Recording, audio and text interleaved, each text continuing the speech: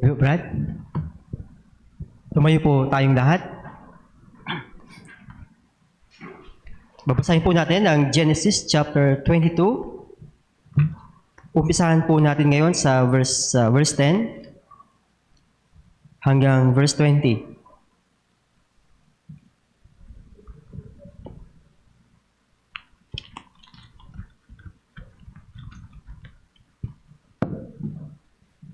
Genesis 22 verse 10 hanggang verse 20. Salitan po tayo. Umpisahan ko po sa verse 10, kayo po sa 11, hanggang matapos po natin. Verse 10 po. And Abraham stretched forth his hand and took the knife to slay his son.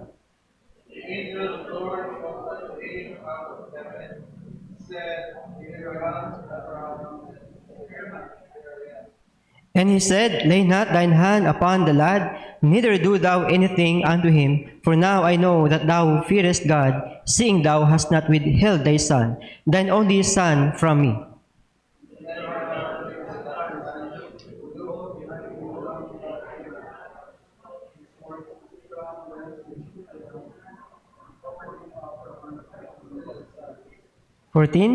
And Abraham called the name of that place Jehovah Jireh, as it is said to this day, In the mount of the Lord it shall be seen.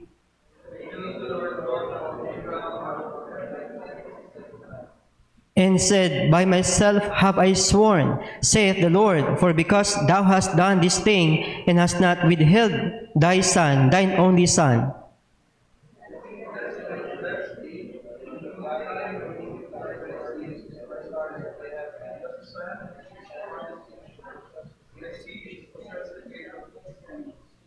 And in thy seed shall all the nations of the earth be blessed, because thou hast obeyed my voice.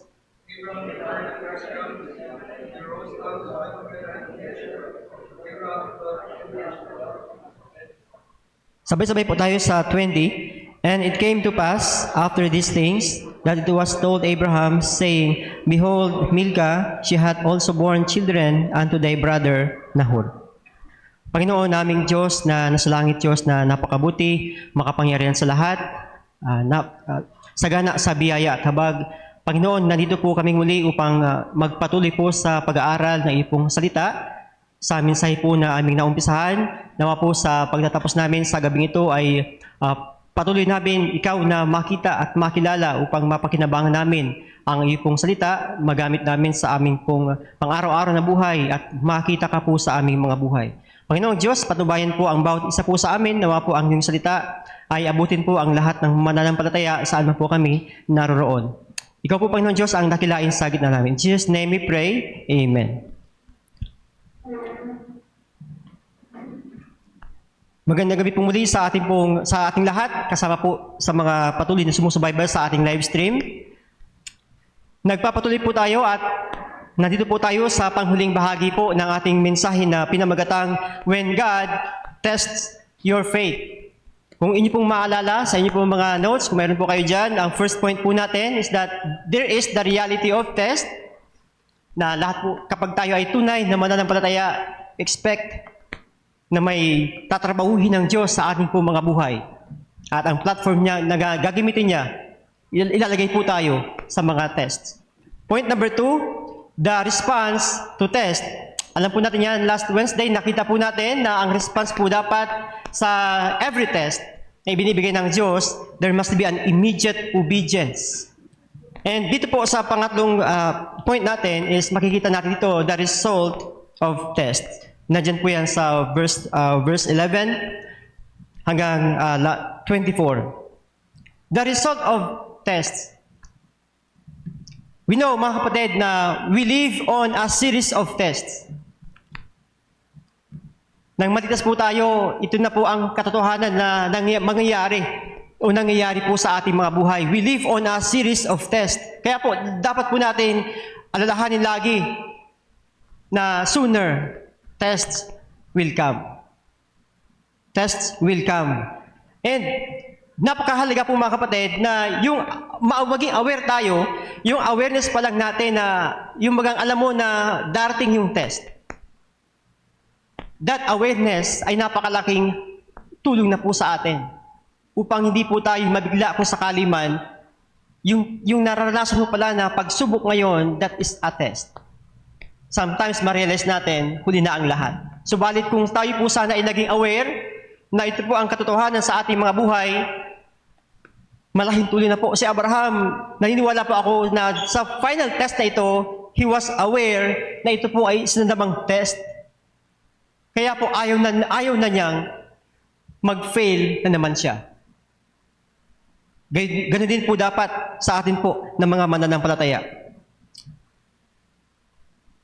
One realization of Abraham is that in every partial obedience na kanya pong ginawa is not really obedience but disobedience.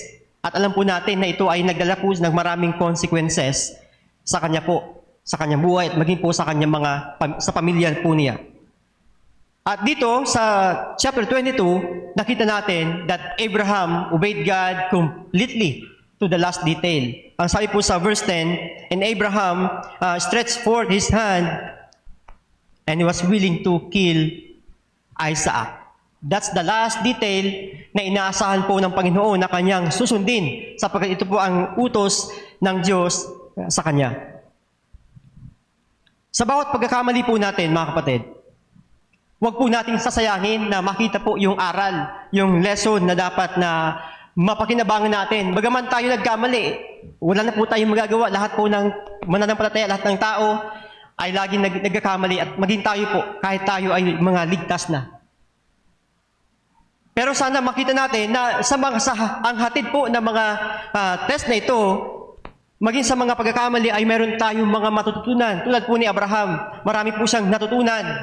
Marami siyang yung paunti-unti na knowledge of God na na-convert po into personal experience, hindi po niya sinayang, mga kapatid.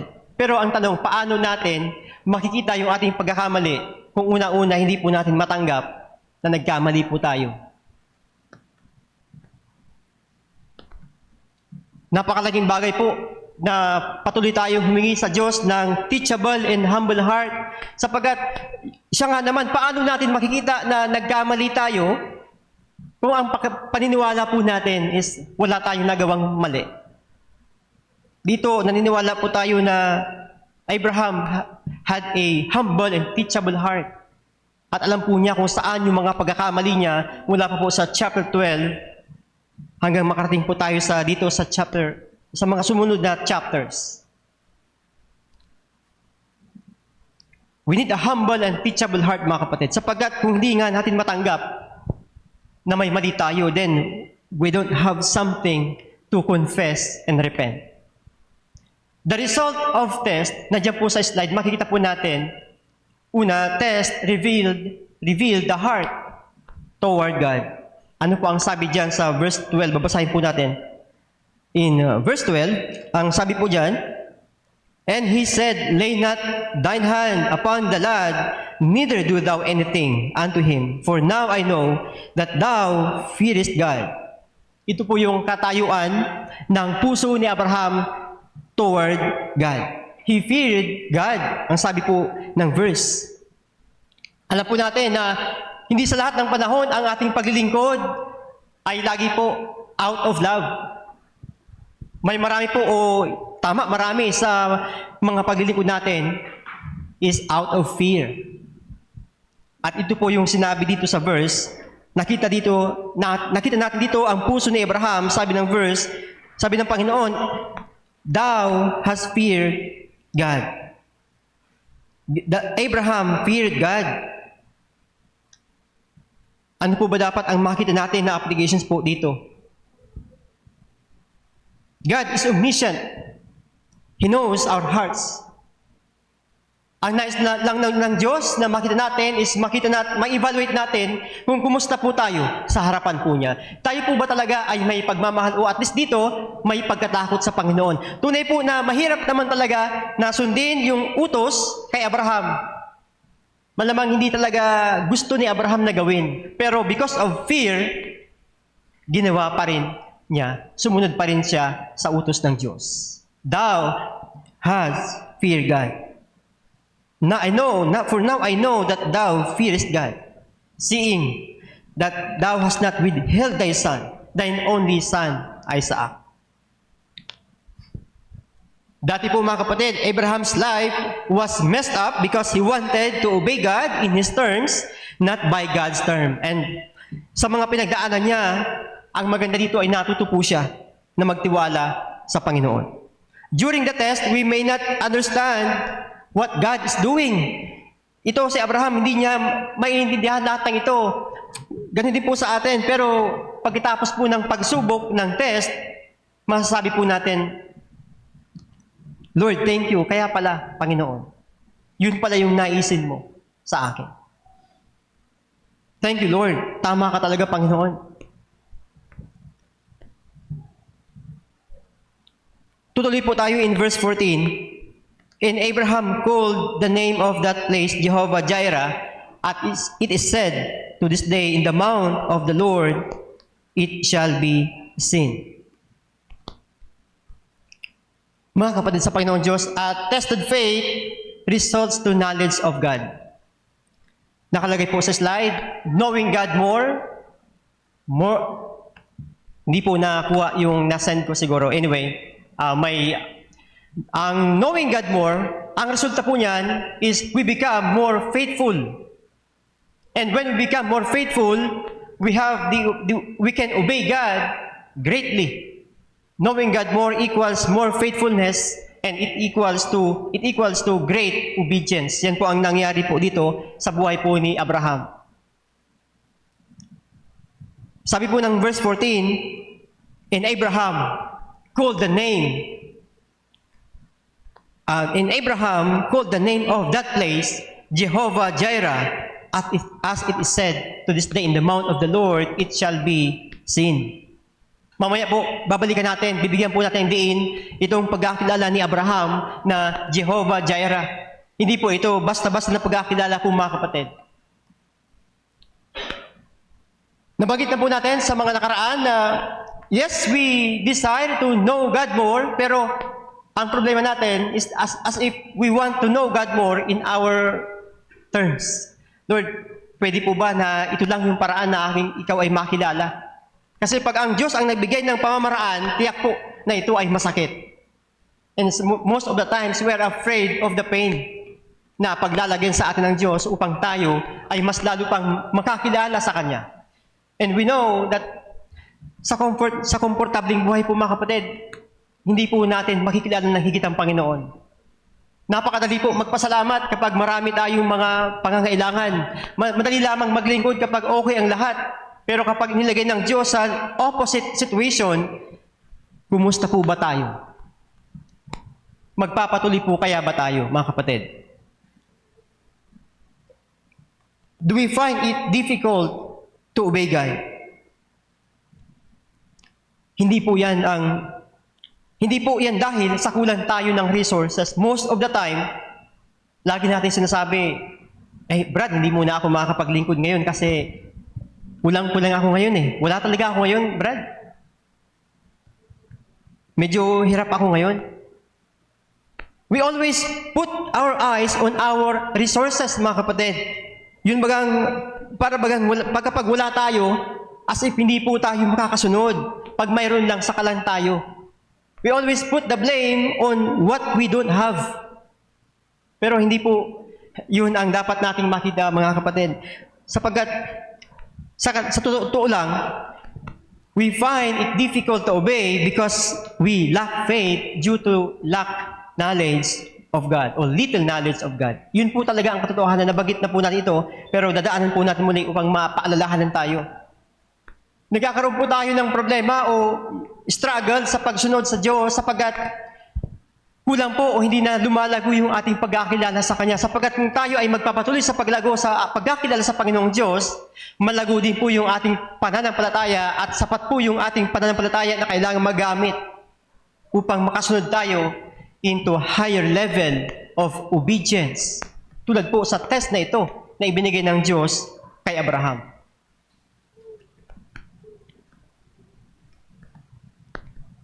Sa totoo lang po mga kapatid, in practical applications, hindi naman talaga natin kailangan maghintay pa na magkaroon pa ng mga resources like like sakyan, di ba? Kahit 1,000 sakyan po ang magkaroon tayo, kung ayaw talaga natin dumalo, maging tapat sa pagdalo, hindi po tayo madadala ng mga resources para tayo ay makasunod. Nasa puso po natin yan, kapatid. Kahit wala po tayo, kapag ang puso natin, tama ang pagkakilala sa Panginoon, mayroon ka pong pananampalataya na magagamit mo na kahit sa ganyang sitwasyon, magiging tapat pa rin tayo sa Diyos.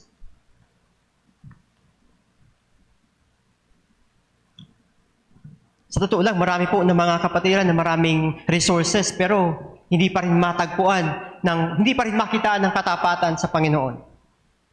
Kailangan natin ng resources, mga kapatid.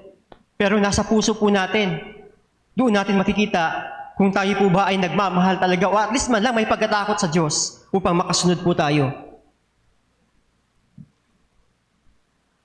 Hindi naman talaga natin kailangan na makaipon muna para makapag-commit tayo sa ministry.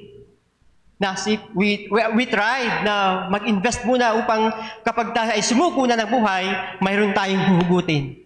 Hindi po yun ang hinihintay ng Diyos. Ang puso natin ang hinihintay ng Diyos sapagkat ang Diyos ang magpo-provide tulad ng pagkakilala po ni Abraham sa Diyos, Jehovah Jireh. Ang kailangan po natin is magkaroon po tayo ng malagong pananampalataya na resulta po ng patuloy na lumalagong pagkakilala sa Diyos. Yun po talaga yun, mga kapatid. Marami pong halimbawa sa Biblia, maging sa Old Testament o sa New Testament man, na alam po natin na kahit walang-wala po sila, pero makita po natin yung kanilang kahandaan na sumunod.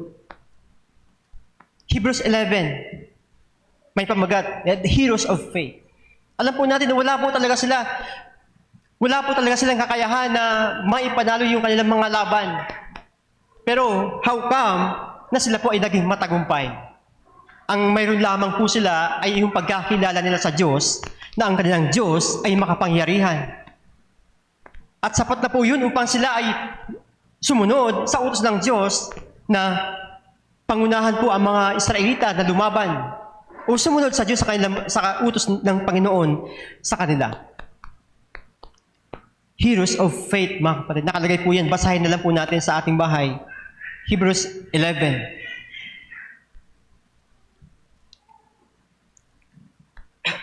Kakatapos pa lang po ng ating missions month. Marami po tayong mga missionary, local and foreign, na napakinggan. Somehow, kung inyo pong maalala, may mga testimony po sila na nung sila po ay tinawag ng Diyos sa ganung katawagan, walang-wala naman talaga sila, mga kapatid. Pero ang tanong, paano sila, ano ang kanilang nagamit upang sumunod kahit sa sitwasyon po na wala sila? Mga kapatid sa Panginoong Diyos, ang tanging dala-dala nila ay yung pagkakilala nila sa Diyos. Yung kanilang pananampalataya na ang Diyos ay ang nagtumawag sa kanila at yun ay sapat na. At ngayon, nakita nila na talagang hindi sila pinabayaan ng Diyos sa kanilang pagsunod. At yun po talaga ang dapat na makita po nating lahat. How did Abraham have that kind of faith which enabled him to obey? The answer is that he knew God more in testings after testings. From the many tests God had given him, he now became more faithful than before. Kaya po, in that faithfulness, he was able to obey God completely.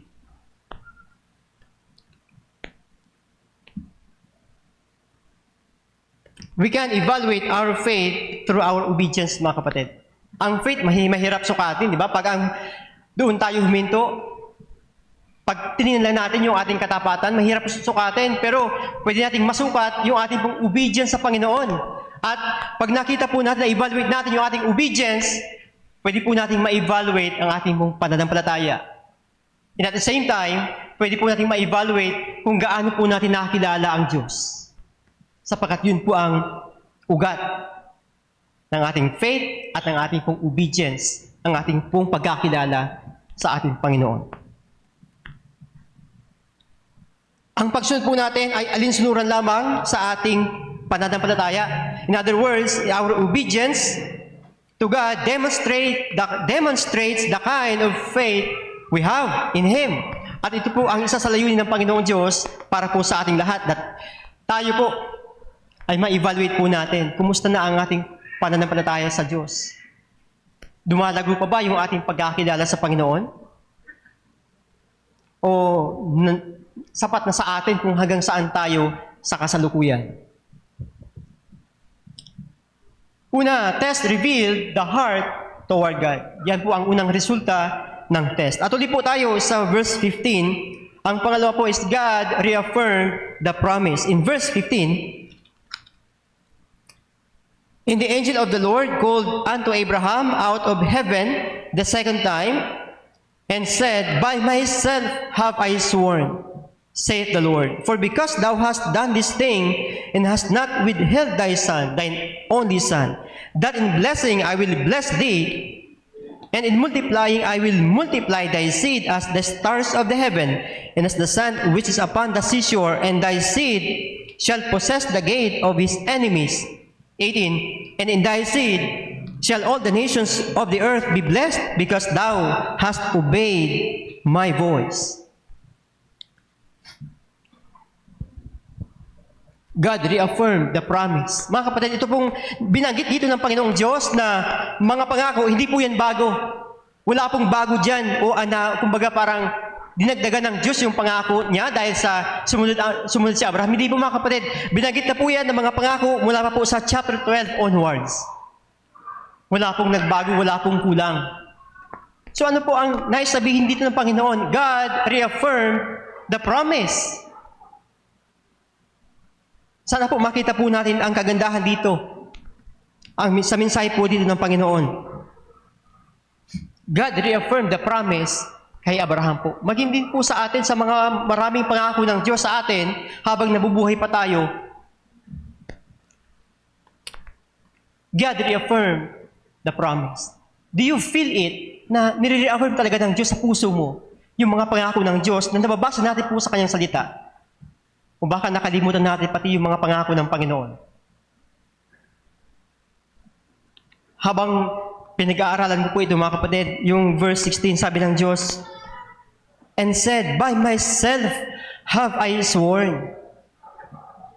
Habang nagmumotor po ako papunta ng school, nagpipray po ako sa puso ko, sabi ko, Lord, pwede po bang i-reveal mo sa akin yung application na dapat kung makita dito?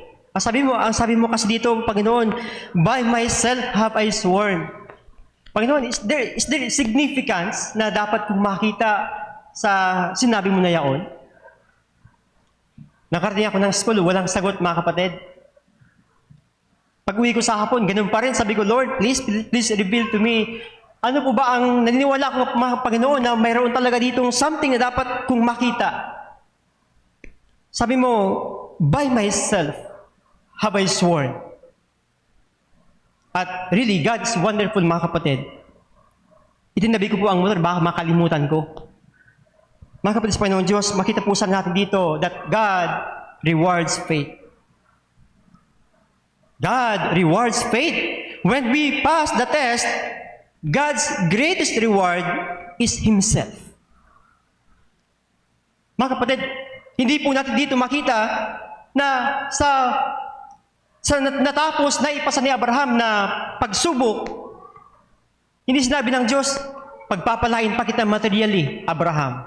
No. Ang highest reward ng faith na ipinakita po dito ni Abraham is God Himself. Sabi ng Diyos, verse 16, "By myself have I sworn." Yun po pala mga kapatid, dapat nating makita na kapag tayo po ay sumunod sa Diyos, natapos po natin ang pagsubok, the highest reward na pwede nating makamtan is God Himself, mga kapatid. "By myself have I sworn." There's no other being na higher pa sa Diyos. When you have God, we have everything. Kaya pala, yun ang tamang kasabihan. When we have God, we have everything because what we can have is God Himself. "By myself have I sworn," sabi ng Diyos kay Abraham. Minsan po kaya mga kapatid, kahit po tayo mga Kristiyano na, kitang-kita pa rin yung ating pagiging materialistic. Sa mga pagsubok na ating pinagdadaanan, ang gusto po natin, is yung mga material na bagay na resulta ng ating pagsunod. Na kung wala tayong makitang pakinabang as if hirap na hirap tayong sumunod sa Panginoon, pero ang hindi po natin alam, sabi ng Diyos, by myself have I sworn. Nagaganapin po, tutuparin ko yung ipinangako ko sa iyo, Abraham. Huwag kang mag-alala.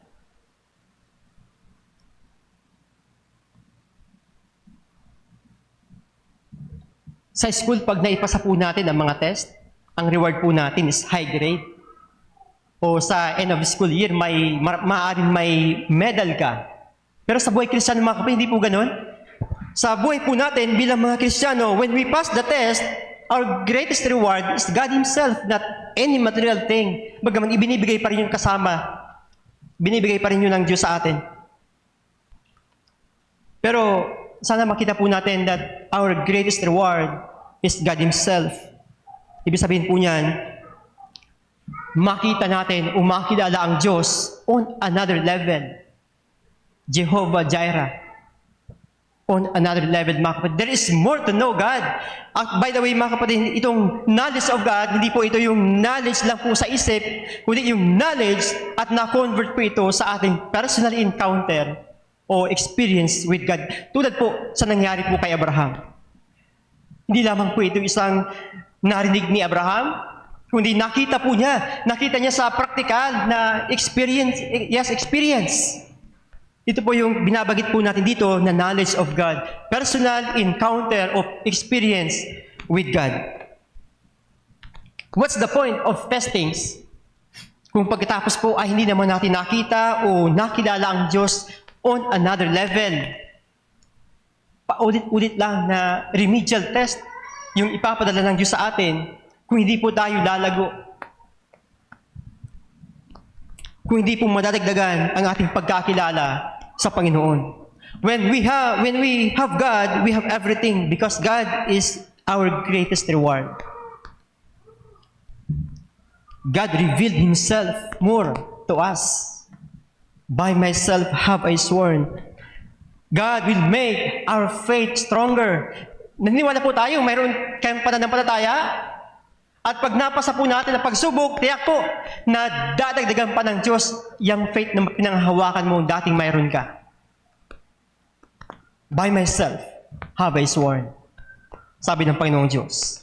Tiyak po, nalalago po tayo. Hindi po talaga tayo mamamatay na sapat na sa atin hanggang saan tayo sa kasalukuyan.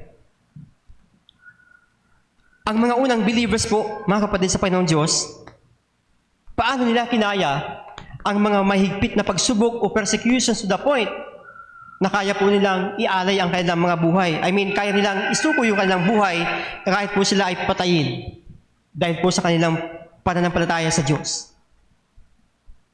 Kaya nilang gawin ang mga bagay na iyon sapagkat ang matatagpo ang kanilang pananampalataya na bunga po ng malalim na pagkakilala sa Diyos. To the point na kahit patayin sila, hindi po sila susuko o ipagkakanulo ang kanilang pananampalataya sapagkat kilala po nila ang Diyos. At yun po ang nagbigay ng kanilang ng sapat na pananampalataya upang sila ay huwag matakot sa anumang klaseng persecutions na kanilang pinagdaanan. Mga kapatid, when we have faith and that faith is tested, God will intensify it more and more. Iba po yung kalakasan na makukuha natin when we experience God personally. Iba po yung knowledge na narinig lamang po natin, nabasa second hand o third hand pa.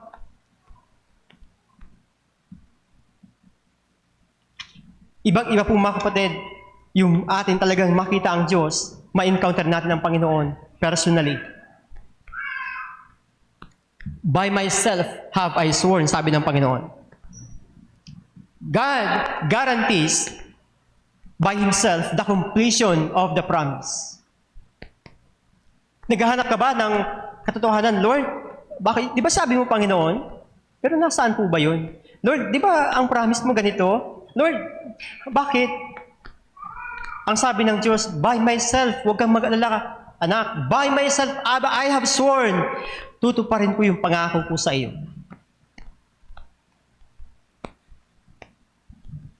Pero, Kung ayaw po nating sundin ang salita ng Diyos, ang tanong po, ano naman ang papatunayan ng Diyos sa atin about Himself? Kung ayaw po tayong sumunod sa Kanya, ano naman yung papatunayan sa atin? Si Abraham po, sumunod po siya at may pinatunayan po ang Diyos. On another level, may mga inireveal pa ang Diyos dito kay Abraham. God cannot reveal Himself to us if we don't want to obey Him completely. The more revelation of Himself cannot be our greatest reward if we don't want to obey God. God's principle will always be His principle. He will not compromise them. He will not make it shallow, mga kapatid. Kaya po, ang mga test na pinagdadaanan po natin, kapag hindi po tayo sumunod sa Diyos, yun bang nagsarili po tayo ng diskarte o disposition, sayang, we miss the whole point of knowing God more of Himself, of encountering more revelation of God Himself.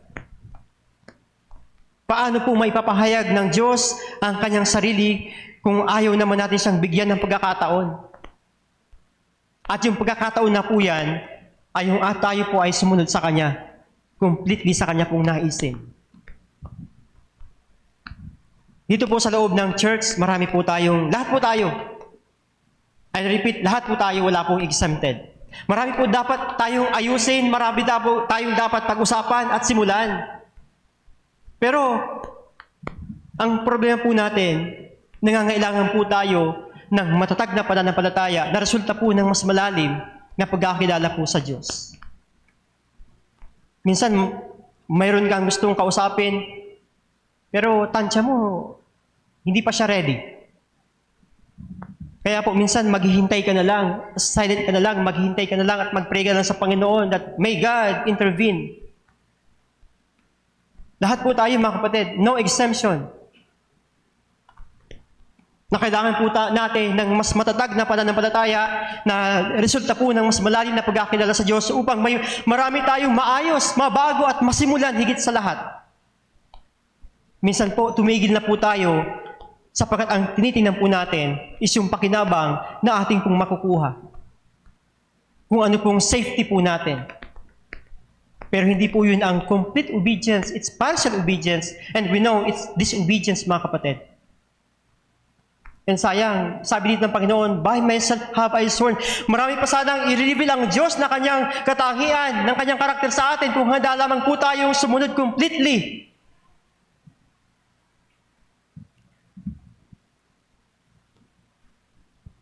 Abraham obeyed God, and after the test, God personally strengthened that faith.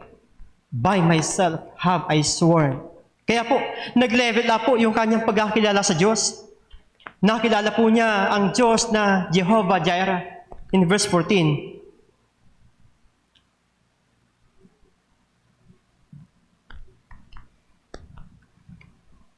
Sa isang banda, mga kapatid, tinitingnan ko po yung oras, pero relax po lang, malapit na po tayo.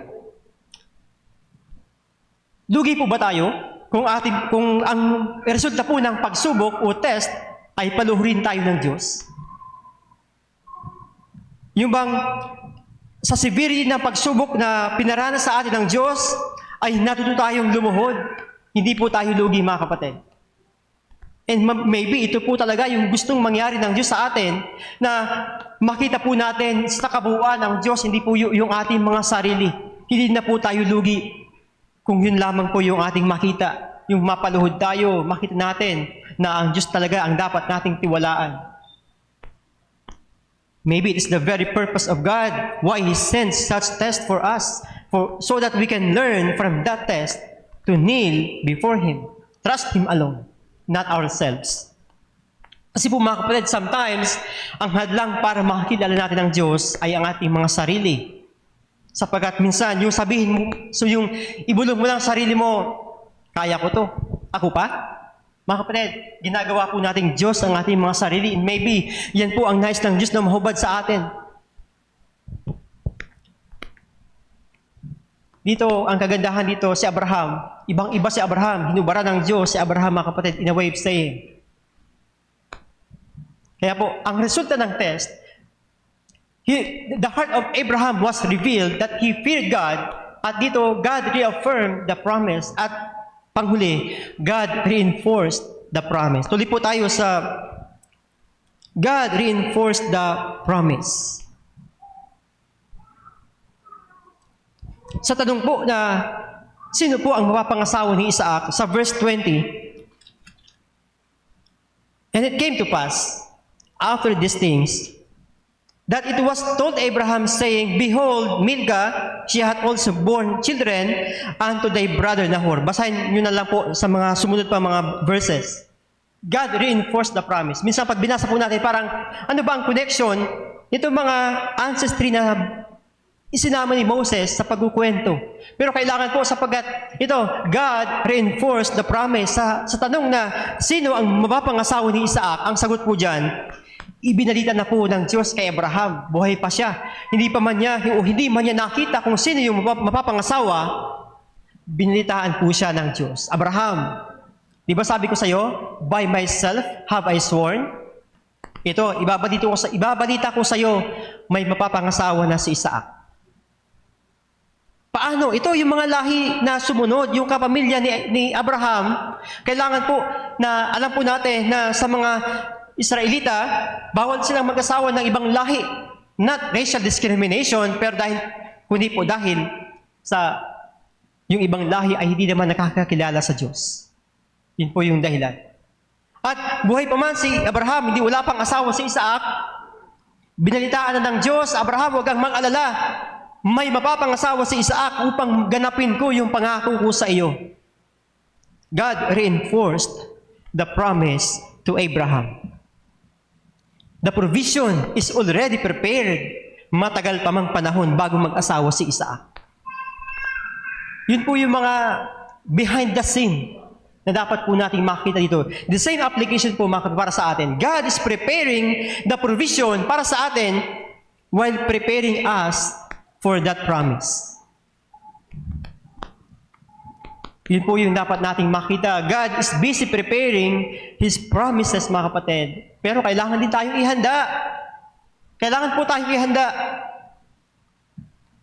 Kaya po, kailangan po natin na may align ang mga ginagawa natin, mga plano natin sa buhay, mga pangarap, mga bagay na pinapadalangin naman natin ng, yes, tama po yun, pero kailangan po natin na ma-align sa kalooban ng Panginoon. Kaya po mayroon tayong Biblia upang maging guide po natin na maka-align po tayo sa kung ano po yung kalooban ng Diyos. Sometimes we are in a hurry molding our future, when on the other side, God is also busy preparing us for His will. Yung bang may kalooban ang Diyos, pero tayo may sariling kalooban din. At ang masama pa nun, kontra o iba yung kalooban natin sa kalooban ng Panginoon. Ang tanong, sino po ba ang dapat masunod? Sino po ba ang mag-give up? Sa tingin po ba kung tunay tayong ligtas, i-give up ng Diyos yung plano niya? Hindi po, mga kapatid. Padaanin lang po tayo sa series of tests. Basta lamang matupad yung kalooban niya. God will not give up sa kanya pong plano sa bawat buhay natin. God will never give up sa plano niya sa buhay mo kung ikaw po ay tunay na ligtas, kapatid.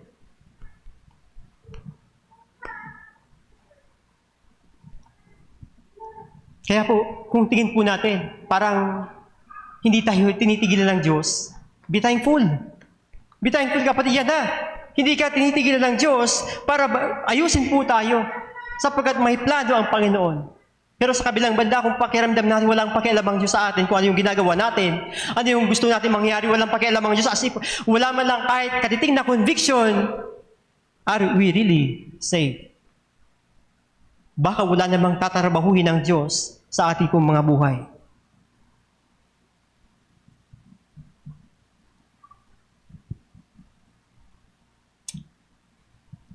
God reinforced the promise. Nakuha na po natin yung interpretation and some applications or practical applications, but remember, it's not only about Abraham and Isaac. Kanina, nakilala po ni Abraham ang Diyos, Jehovah Jireh. It's another level. Dati, yung makilala ni Abraham ang Diyos na nagpo-provide sa buhay po ni Isaac, na sa kabila po ng kawalan, ng kaimposiblihan, sapagkat si Sarai ay baog at siya ay matanda na, imposible na po talaga, nakilala niya na ang Diyos ay nagpo-provide. Pero dito, nang sumunod po siya, nang makita niya dito, ang Diyos, another level na provision, ang sabi niya, Jehovah Jireh. At ano po ba ang mensahe po nito, mga kapatid? Ito po ang dapat nating makita. Minsan, naging byword natin, Brad, don't worry, God will provide. Okay lang yan, Brad, don't worry. God provides baga? Yes, tama po yun, but it's not the immediate context ng Jehovah Jireh, mga kapatid. Somehow, napakababa po ng ating pagkakaintindi, ng ating pagkakagamit.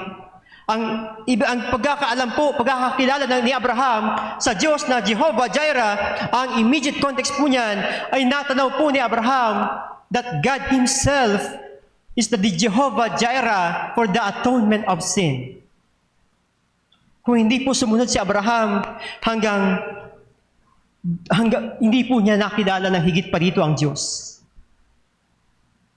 By myself have I sworn. Nag-level up po yung pagkakilala ni Abraham na sa kanya pong pananampalataya, mas ipinakita pa ng Diyos sa kanya, inireveal pa ng Diyos sa kanya yung kanyang plano. Na yung nakita niyang provision ng Diyos na tupa, ram, ay hindi lamang yun isang tupa lang, mga kapatid. Nakita niya sa kanyang pananampalataya na nakilala na ang Diyos, na someday, ang Diyos mismo ang maging provision to atone man's sin. Wow! Kung hindi po siya sumunod, hindi po niya yun makikilala ang Diyos. Hindi po niya makikilala ang Diyos sa ganung level o level. Are we willing to know God more on another level sa ating pong mga buhay?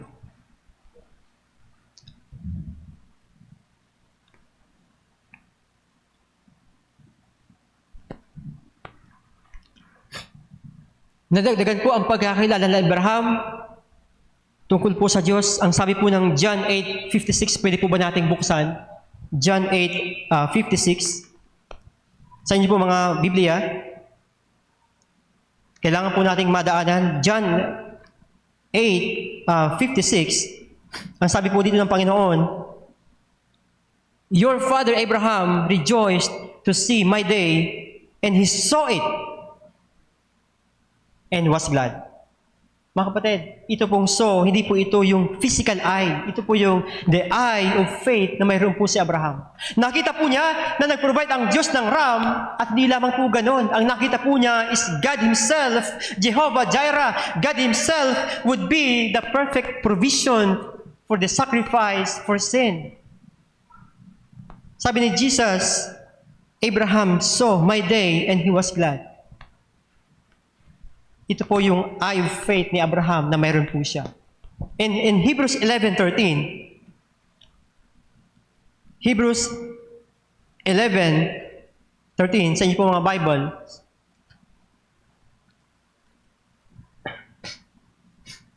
verse 13 says, These all die in faith, not having received the promises, but having seen them afar off. Kasama po dyan si Abraham. Nakita po nila sa malayo, ibig sabihin po sa pananampalataya, sapagkat nakilala po nila ang Diyos. That someday, yung pangako ng Diyos talaga na ipinatanaw ng Diyos sa kanya, na magiging siyang pagpapala, siya ang magiging pagpapala para sa maraming bansa. At ito na po ngayon, pati po tayo, ang buong mundo ay pinagpapala po, sapagkat ang Panginoong Diyos mismo ang naging provision upang tayo po ay mabigyan ng pagkakataon na makapiling po siya sa muli. Ito na po yung promise, mga kapatid. That in blessing thy seed, I will bless thee. Sabi ng Panginoong Diyos kay Abraham.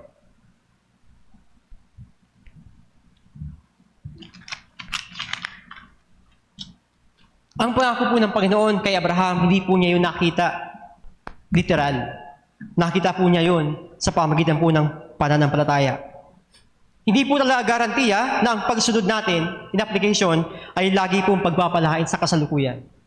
Kasi po maraming pagpapala po na inireserve na lang ng Diyos sapagkat ang nais po niya ay enjoy po natin yan. Kasama po siya for eternity. Abraham's life is a great example para po sa atin. He had a humble and teachable heart na sa kabila po ng maraming failures niya ay natuto pa rin po siya. And really, through him, the world is blessed. Kasama po tayo. Mga kapatid sa Panginoon Diyos, sa mga tests o pagsubok na ating po pinagdadaanan, na kailangan po nating maipasa through complete obedience to God. Who knows that from those tests, God will use us mightily from ourselves, from our family, to the church, the community. If we are just going to obey God completely, ito po yung hamon ng Diyos sa atin. There is more to reveal about Himself. Pero kung hindi po natin siyang bibigyan ng pagkakataon, if we will just limit ourselves by partial obedience, kahit po sa loob ng church, mga kapatid, nabagit po natin kanina, lahat po tayo, no exemption. Hanggang saan na lang po ba yung ating pagkakilala sa Diyos? Are we willing to open up God? Lord, help us to know you more. Pero ang nais ng Diyos, maging handa rin po tayong sumunod completely po sa Kanya pong kalooban. Marami pong kalooban ng Diyos na nandito, na nauunawaan po nating isipan. Pero kapag tinitingnan po natin yung resulta, kung hindi po pabor sa atin, sa kanino man sa atin, hanggang dyan na lang. Hanggang dyan na lang. Pero sana kung sumunod po tayo, what revelation of God. Knowing God more and more. Panginoon naming Diyos na nasa langit, sa maikling oras na ito, maraming salamat po sa mensahe po na aming napakinggan. Panginoon Diyos, nawa po ay makita ka po namin, nawa po ay tulungan mo kayo, Panginoon. Mahirap man po sumunod talaga sa iyong kalooban, pero ito na po yung aming mga buhay. Lord, tulungan po kami, Panginoon Diyos, sa hamon na ito, na makilala ka po namin ng higit, sapagkat ito lamang po yung susi upang magkaroon kami ng dagdag na pananampalataya, upang kami ay maging handa sa mas marami pang dapat na maipasa na mga pagsubok, mga tests. Ito po yung mag-glorify po sa iyong pangalan. Panginoong Diyos, ikaw po ang makita sa gitna po namin. Sa ngalan po na aming Panginoong Jesucristo. Amen.